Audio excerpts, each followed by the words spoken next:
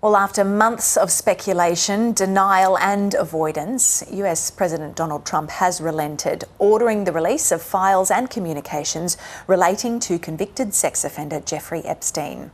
The disgraced financier had been close to some of the world's elite, including Mr. Trump, who denies he'd been aware of Epstein's crimes. Well, the US leader has been under pressure from his own party and his supporters to provide transparency over Epstein's activities and contacts.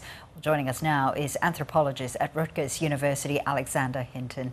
Thank you for taking the time to speak with us.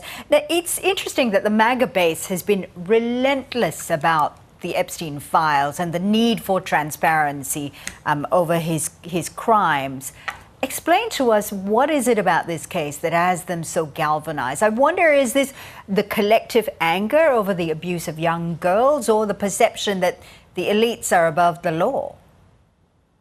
Yeah, that's anyways, a pleasure to be with you. I think it's actually both of those. A lot of people don't really understand what MAGA is. There's sort of, if you think of the three drivers in the US, there's sort of three things that are paramount.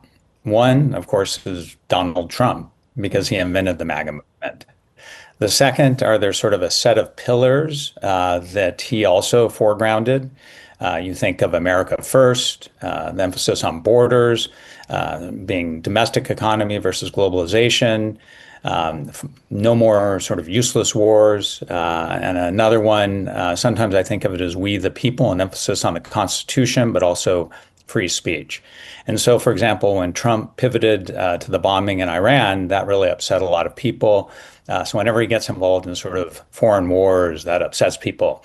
So he both invented it, but at the same time, that's sort of a, bottom line that he can't cross too much. But the third thing that speaks directly to your point are conspiracy theories. MAGA is saturated with conspiracy theories, linking into that principle of we the people that I mentioned, the sort of populism, xenophobia, fear of strangers.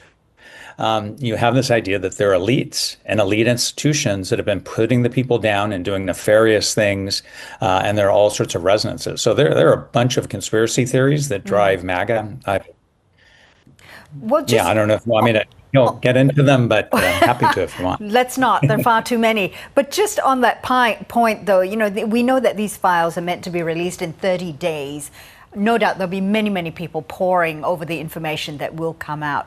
I wonder if it will actually satisfy the MAGA base, whatever that's in the files. Will the information satisfy the MAGA base and justify their theories and speculation? Yeah, absolutely not. It'll go on for us. Conspiracy theories, that's what they do. They're drivers, they're not based on rationality totally. But there's this idea, going back to the heart of it, that there are these elites that are doing bad things. So what'll happen with the documents is documents will be released, but they're going to be documents that are held back. The documents that are held back for privacy reasons, classification, there you go again. People are going to be, once again, it's going to be at the center of these, people wondering what's going on, what secret things, nefarious deeds have the elites done. But the thing about Trump that you have to remember, and it's interesting, he did it here today when he met with Mamdani, the new mayor of New York City, is he can take any story and turn it in his own direction for the most part. And he's doing that again with these files. He's mobilizing them, weaponizing them against Democrats. And I expect to see that. And I'm sure there won't be documents released, but he's going to turn it back and make it seem like it's all about the Democrats.